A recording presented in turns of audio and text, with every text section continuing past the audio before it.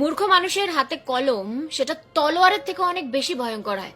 তো আজকে আমি যেই স্টোরিটা তোমার সাথে শেয়ার করব সেটা এক রিক্সাওয়ালা এবং মাস্টার মশাইয়ের গল্প। তো রিক্সার জন্য মাস্টার মশাই স্ট্যান্ডে অপেক্ষা করছিলেন।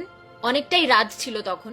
তো অনেকক্ষণ পর একটা রিক্সা আসলো, মাস্টার মশাই রিক্সায় উঠলেন এবং কিছু দূর যাওয়ার পর দেখবে অনেকেরই স্বভাব থাকে হারির খবর নেওয়া, খুঁটিনাটি জিজ্ঞেস করা। আননোন ব্যক্তিদেরকেও আমরা মাঝে মাঝে জিজ্ঞেস করে ফেলি, আপনি কি করেন, কোথায় থাকেন, আপনার সম্বন্ধে মানে যাবতীয় যে দরকারই নেই আমার জিজ্ঞেস করার, তাও আমরা জিজ্ঞেস করি।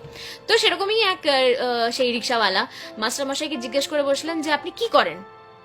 তো মাস্টারমশাই বললেন যে আমি স্টুডেন্ট পড়াই, আমি টিচার।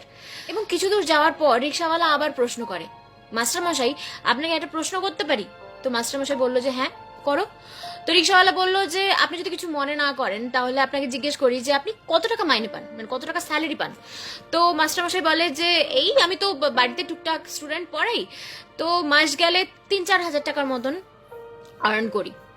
তো রিক্সাওয়ালা বলে যে কিছু মনে করবেন না বাবু, আমি তো মূর্খ সূর্খ মানুষ, পড়াশোনা জানি না, লেখাপড়া কোনোদিনও করিও নি, তবে রিক্সা চালিয়ে আমি যত টাকা পাই আপনিও তো অত টাকাই পান, তাহলে আমার আর আপনার মধ্যে ফারাক কোথায়, পার্থক্য কোথায়?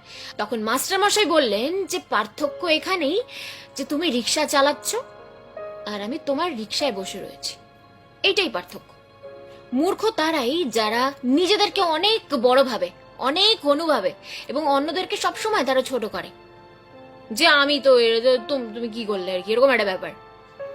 তারা নিজেদের ওপর নয় অন্যের ওপর হাসে। আর বুদ্ধিমান তারাই যারা নিজেদের ওপর হাসে। মূর্খ মানুষের সাথে কখনো তর্কে বিতর্কে যাবে না, তারা তো বুঝবেই না, উল্টা তোমার স্তর বা তোমার লেভেলটা নিচে নেমে যাবে। জীবনে বুদ্ধিমান ব্যক্তির সাথে থাকা উচিত বা তাদের সংস্পর্শে থাকা উচিত, এতে তুমি বুঝতে পারবে যে জীবনে কি কি করা উচিত। এবং মূর্খ মানুষের সাথেও থাকা উচিত বা 1-2 জন মূর্খও লাইফে থাকা উচিত, যাতে তুমি এটা বুঝতে পারো যে জীবনে কি কি করা উচিত নয়।